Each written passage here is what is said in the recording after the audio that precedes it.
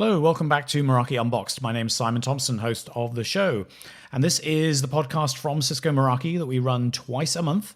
It focuses predominantly on the technology at Cisco Meraki, but also on the teams and the people behind the business. And that's exactly what we're going to be doing today. And we actually want to focus today's episode on a subject which we know is near and dear to everybody out there, and that's the subject of remote working. Something which we have all had to face up to in some shape or form over the course of the past 3 months. And at Cisco Meraki, we were actually sent home to work from home exclusively from the beginning of March. And so since then, we have been learning to adapt our various different teams to continue to run the business as efficiently and consistently as possible. And I can think of no better team for us to focus on for discussion on this than our own support team. So Meraki Support provides support activities to our many customers all around the world on a 24/7 basis. And so quite rightly, those customers expected things to continue and the service to continue at the same level when the pandemic started to hit. In many cases, they had lots of questions around remote working and just changes of circumstances of their own to deal with. At the same time, our own support team was learning to adapt to this new reality as well. So what we're going to do today, we're going to introduce Ben Cho, who is the support lead for the EMEA region. That's Europe, Middle East, and Africa. And he is going to take us through and answer some questions around some of the impacts that we've seen for the support at Cisco Meraki and how we've dealt with those to make sure that we're able to provide that consistently good service to our end customers. So we'll kick off with an introduction from Ben, and then my colleague Esther and I will take us through a conversation around these topics. The support team at Meraki is about 450 persons overall, and for the EMEA team, we are about 75. The structure of the team is actually based around really the core services that are needed to support our customers.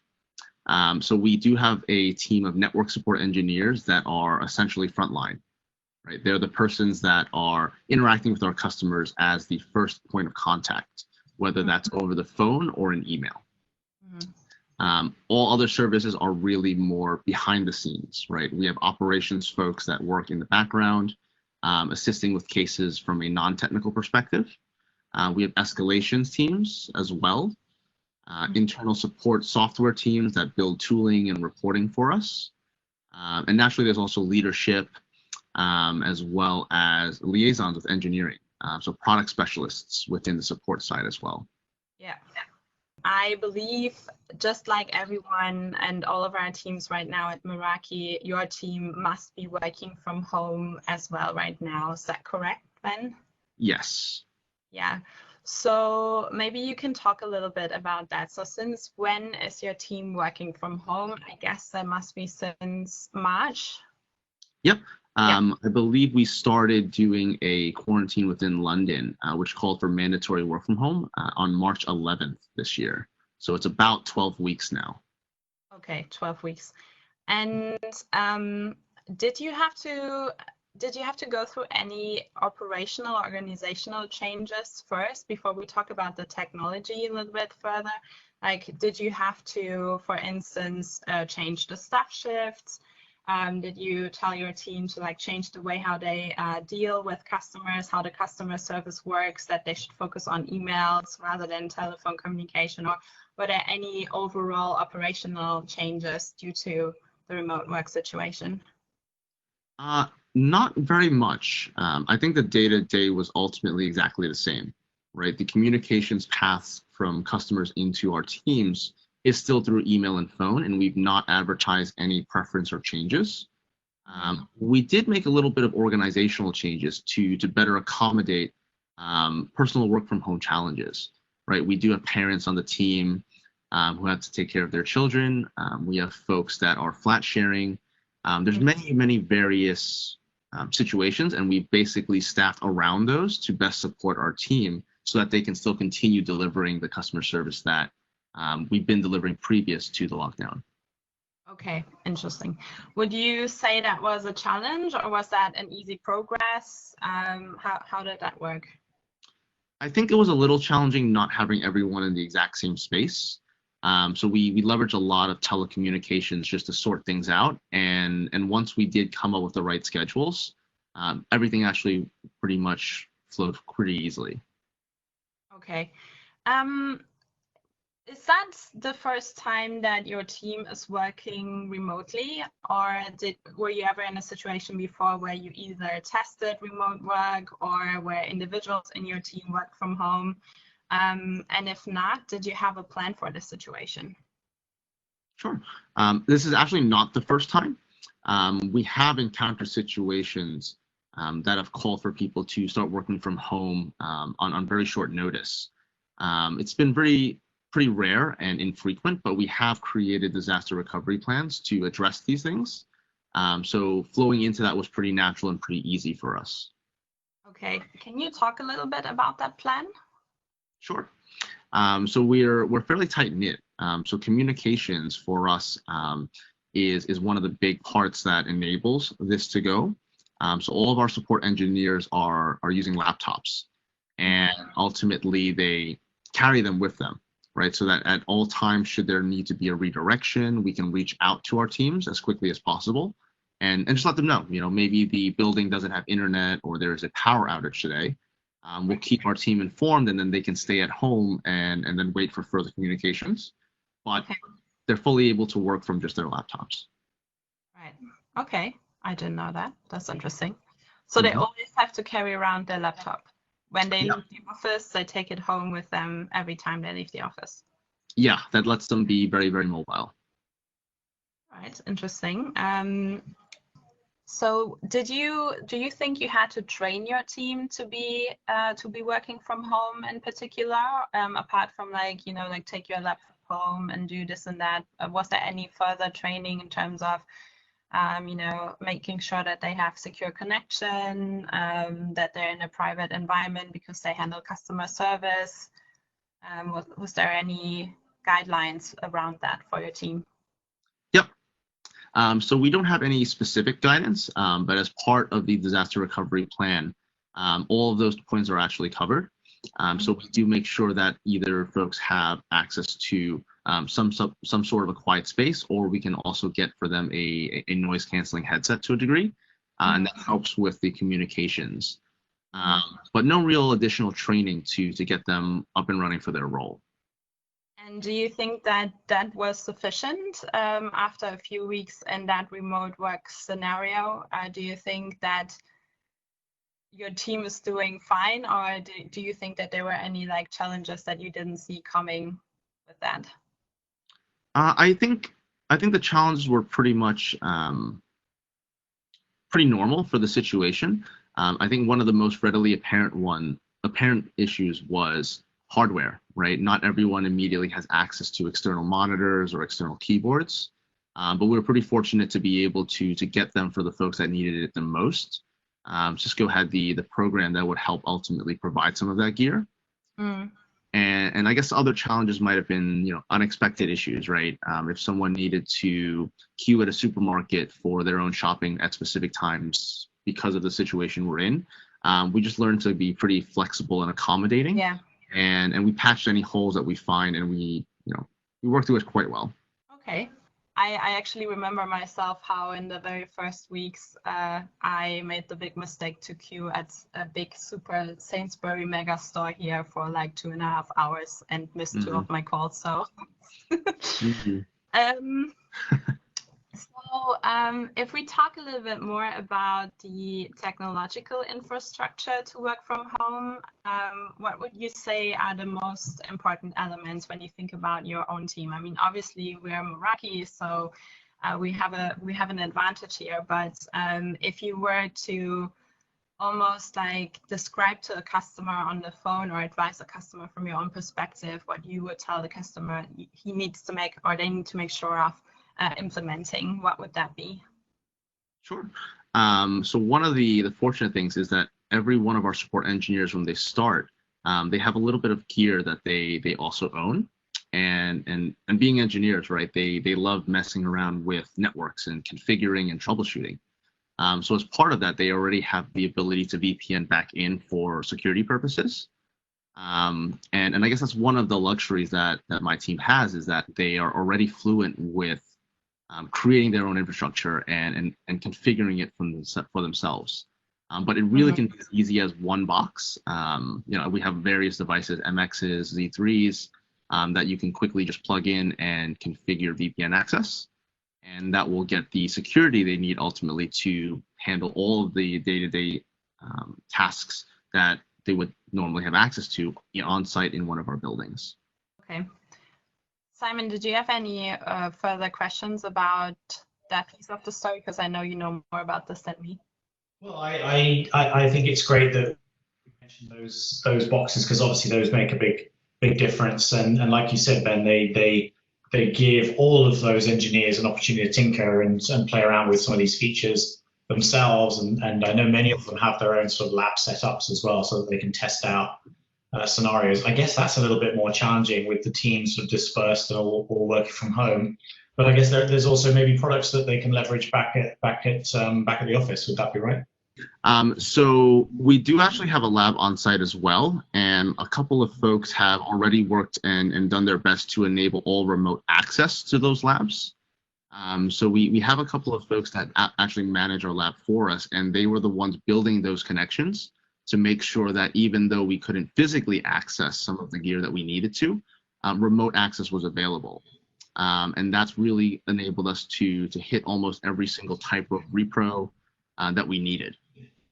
Okay, cool. And the other one that was on my mind was telephony. So how are you handling the actual telephone infrastructure that relays calls to different support engineers?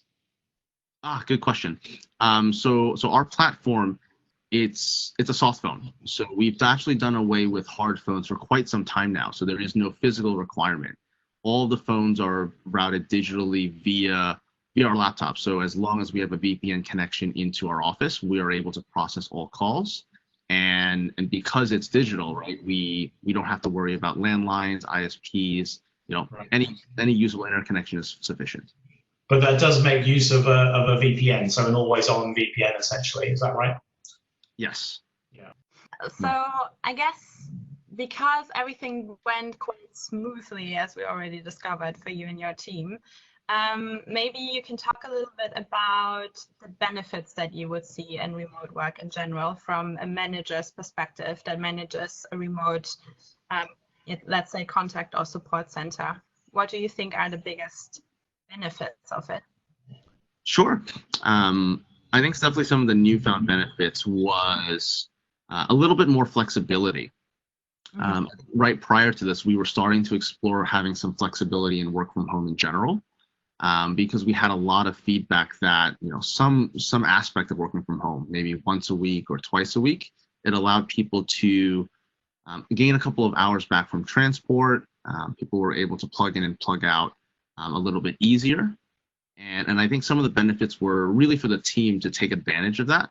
And I think it really boosts morale in some senses when, they're able to have a little bit more structure in their day that is not from just a transport perspective. And I think for our customers, I think that's really the biggest thing, right? If our team is able to function well and be in the best state of mind as possible, then the drive of wanting to help customers is always boosted as well. Okay. I mean, especially in EMEA, we have the situation here at Meraki in London that we don't always find workforce from countries that we're looking for with language requirements that we need and things like that. So, and there's probably more to it. So do you think that if you were to give your team a more, permanent flexibility to offer remote work as a permanent solution, or at least 2 or 3 days a week, do you reckon that would probably attract more people from all over Europe to work in your team and, a more qualified workforce almost? Yeah, absolutely. I think if we do open the opportunity to work fully remotely, for the support team, we would definitely have a little bit more engagement from various countries, right? Just because not everyone has a strong desire to live directly in the heart of London. And I think it's definitely proven that it is possible. I think the only interesting point that is yet to be proven is that we're able to actually operate so effectively due to our existing community and culture from being in the office. I think it would be definitely interesting to see how we can translate that to someone who may have not had the opportunity to build that relationship prior to joining our teams.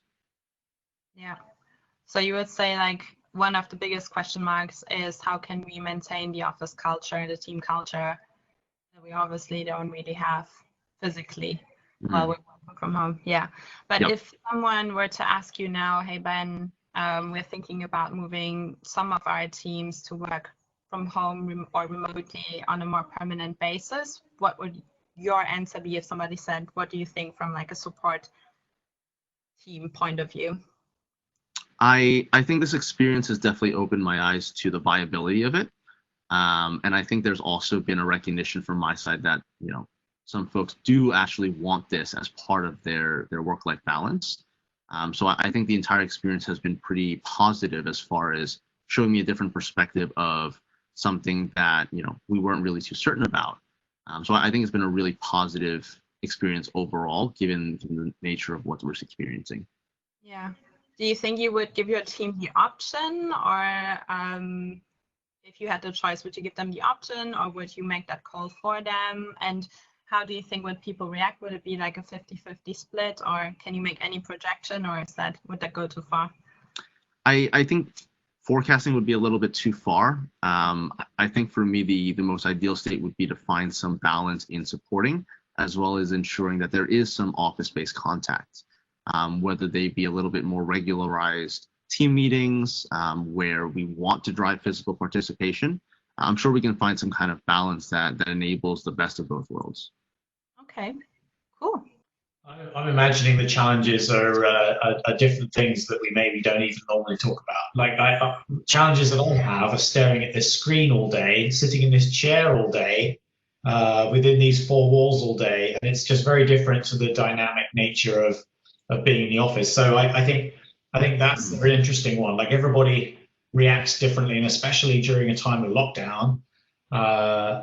For me personally, I'm kind of an introvert character, so I've been okay with it. But I think for other people, it's probably been very challenging. And so I imagine that there are some, personal like life stuff related to this as well, because you've got parents dealing with school kids and all kinds of realities happening in people's homes that are not something that were part of the original design of our business model, right? So we've been learning a lot as we go.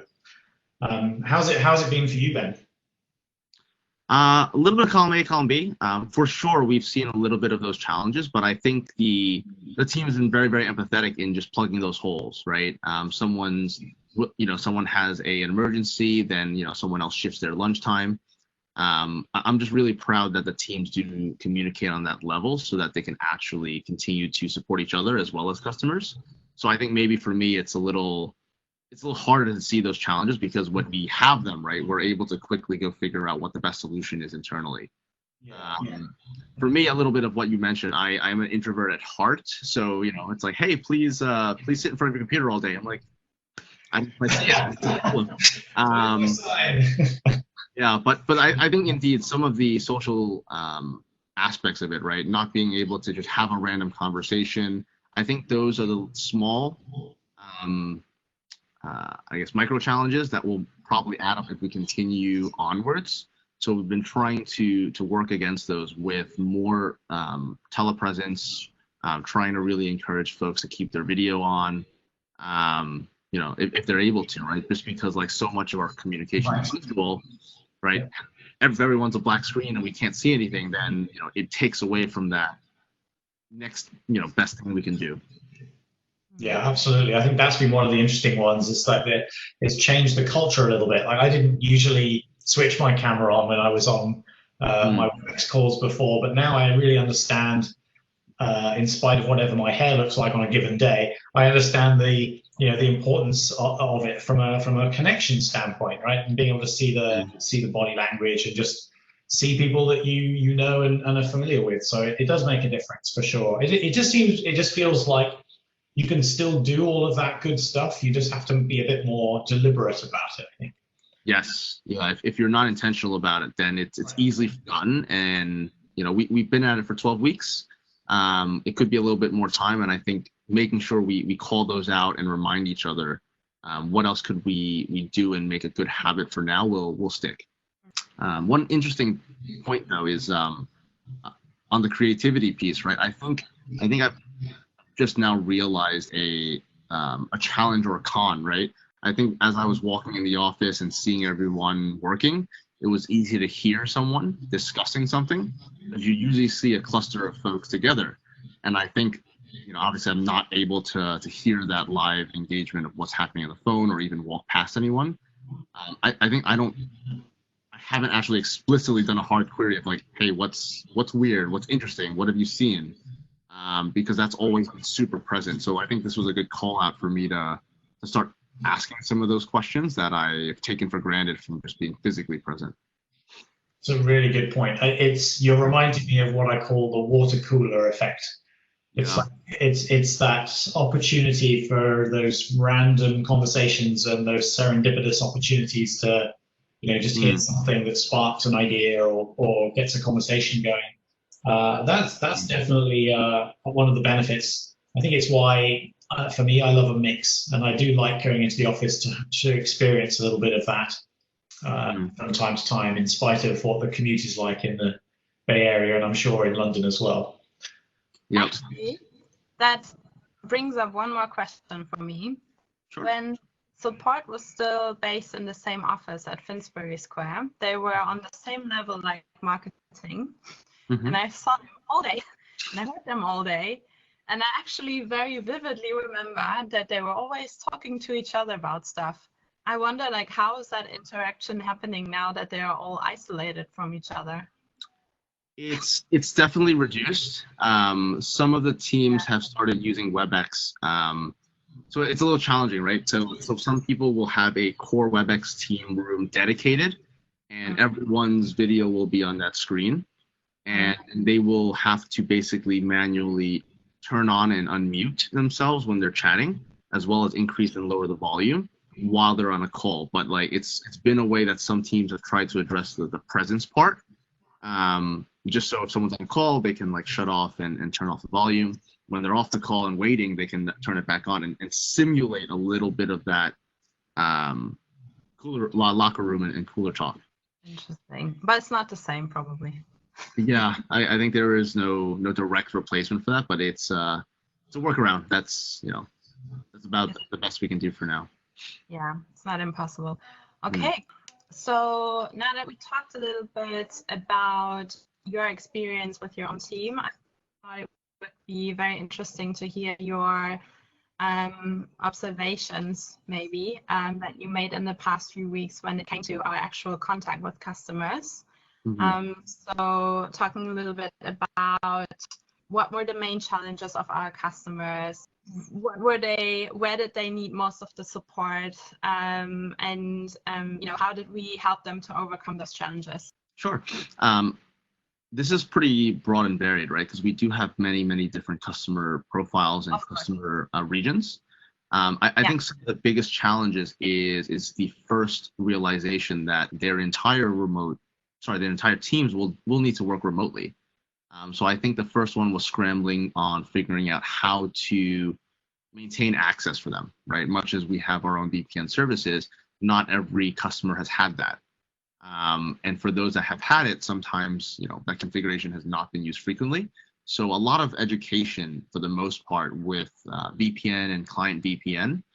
That was really the majority bulk in the first couple of weeks of lockdown. And I would say that general MX connectivity was really the question, because that's ultimately the front end device. So a lot of questions geared towards optimizing configuration or just making sure configuration was proper given the various setups that you have at home. On the less technical side, I think customers obviously are also challenge with their own businesses as well. Many projects and existing cases that were ongoing have pretty much been paused. So we've had a lot of things where customers have had to park projects and park issues, and those are things that they'll need to work through with us at their next available opportunity. I actually have two follow-up questions. One is, did you get a lot more, let's say, end user requests as well? So from IT teams that are in a remote work situation and are trying to, like set up their own network or whatever, and called you and needed help because they just didn't have enough experience or something like that. So rather, let's say, almost semi-professional requests, was that a thing, or was it mainly like the IT managers, IT admins that ask for support? Still a good mixture. We'll be able to work and provide support for any dashboard administrator. So we typically do not make a differentiation between what type of end customer. Usually we will be able to tell by the size of their network, right? But for the most part, we haven't really noticed any difference. I think everyone, for the most part, was scrambling to set up their connections. And usually for larger enterprises, right, we won't be working directly with their end clients. Usually someone within their IT team would be liaising as their dashboard administrator for that conversation. Okay. And when it comes to when you say you had to pause a lot of bigger IT projects, for instance, can you give me an example of what that could look like? So somebody who was just in the installation of a new product portfolio, for instance, and then you had to pause it, like what does that entail actually? Sure. So usually when deployments happen or there's an infrastructure refresh, existing tickets will probably be open to provide some guidance, possibly during a maintenance window. So anything that we've had organized with customers have had to ultimately, been confirmed that, are these maintenance windows are still occurring? Do you still need assistance at a specific scheduled time? So any kind of pre-existing case that we've had to really go through and be sure to follow up as appropriate, just to make sure we know what state the customer's in. Yeah, okay, that makes sense. Mm-hmm. Okay, so you would say most of the requests that came in that didn't come in before were really, really focused quite heavily on remote workers and setting up IT teams to work remotely and, teleworkers. Correct, and really that also reflected in a dramatic drop in overall volume. Yeah. During the height of this, we saw approximately 40% reductions in volume globally. For EMEA, we were closer to about 45% reduction in volume. Okay, would you say there's any like specific groups within that 40 or 45% that you saw dropping? Like, could we possibly say rather smaller customers didn't call us anymore, or those specific, I don't know. Are there any like specific groups that you saw disappearing suddenly from the radar? I think a lot of the small businesses for sure. Some of the quick calls of, my one client is not connecting to the single access point. I think a lot of those calls have really, really almost disappeared. It's really hard to say if it's because those businesses are either not operating at the moment, or the heavy reduction in foot traffic has reduced the general wireless interference that they had before. So interesting. Not really sure exactly where, but I think for anything, smaller businesses, I think we've not heard from as much. Really, more of those things are larger projects that are still ongoing from enterprises that have the ability to sustain that. Interesting. Well, not surprising either, and a bit sad, but yeah. Yep.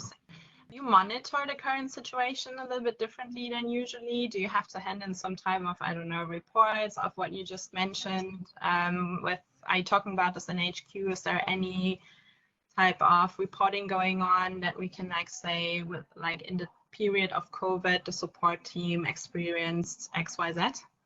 I think all of the metrics and SLAs and KPIs we typically measure, we continue to measure. I think for me, what I've done specifically is to modify the time frame a little bit to look very specifically at when our lockdown started, so that I could gain a little bit more trending, not only to look at some of the aspects you talked about, which was what types of customers. Are they large customers? Are they small customers? Do they belong to a certain country? I think we do find a little bit of trending, and again, the most prominent one was MX devices or ZZ devices with VPN-specific technology. We saw almost a 200-300% increase in that specific type of case for the first few weeks, which is now tapered down.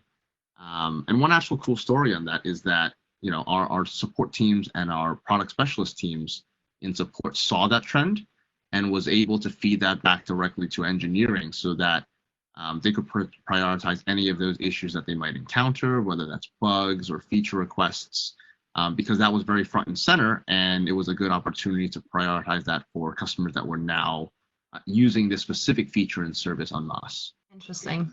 Did you observe any differences in the location and where the customers came from in the last weeks? Are there any peaks in countries that call you up more than others in EMEA? It's I think most of EMEA has lowered a little bit, locally at least within the EMEA region. The majority of our calls and contacts still are from the Americas regions during our afternoons. So the percentage breakdown hasn't changed too much, but definitely the overall volume. Yeah, I think, Simon, probably the Americas or the US in particular are also the ones, from what I've seen so far, that came up with the most creative use cases when it comes to technology and how they use technology in unusual environments. Well, everybody reacts differently in these kind of situations. I feel like the recent period has been one where a lot of people's instincts are just to hunker down. So maybe it is an opportunity for experimentation in some ways, but in other ways it's just a time that we need to get through. And I think hopefully now people are starting to look forward and think about what comes next. Oh, cool. Simon, did you have any more questions? I don't think so. I mean, Ben's done a fantastic job here. This is really good. Thank you. Good to hear the reality of what's being experienced, and I was interested in that question about whether the support calls had gone up or stayed the same or gone down, and like you say, it's not perhaps so surprising, as we were saying a second ago, that if people are in that kind of hunker down, let's just get through this. I think if I was a network engineer and the pandemic had started while I was in that function, I would just freeze everything at that point. There would be no changes in my network. So I think it's a very natural instinct to go down that path. But obviously for larger corporations who've got much bigger projects that take a lot longer to come to fruition, then they're going to be doing their best to keep rolling forwards in that time. So we all get through it the best way we can, I think. Absolutely. Super awesome to talk with you, and I really appreciate the answers you've given. They're really clear and very helpful to us, definitely. Yeah. Thanks Cool. so much. Yeah, definitely take care. Nice meeting you, Simon, and stay safe. And we're always here, so we're always just a click away if you ever need anything. Okay, well, I think that's been a really helpful conversation. I hope you found it interesting. We certainly learned a lot there about how our own support team has been dealing with the realities we've been facing since the beginning of March. It's obviously been a very trying time for everybody in various different ways. And obviously, as a tech company, we're very fortunate to have been able to continue service using the internet and the power of all of this networking technology to help keep us all connected. We hope that all of you are doing well out there, keeping safe, and we very much look forward to welcoming you back to another episode of Meraki Unboxed in a couple of weeks. If you would like to share your thoughts around what topics you'd like us to cover on the show, I would love to hear from you. And you can reach out to me directly on Twitter. @Meraki Simon is my handle on Twitter, @Meraki Simon. I would love to hear from you. Tell us what you think of the show. Let me know what you would like us to focus on next. We certainly would like to take that into consideration. Thanks again for joining, and I hope you have a really great day. Bye-bye for now.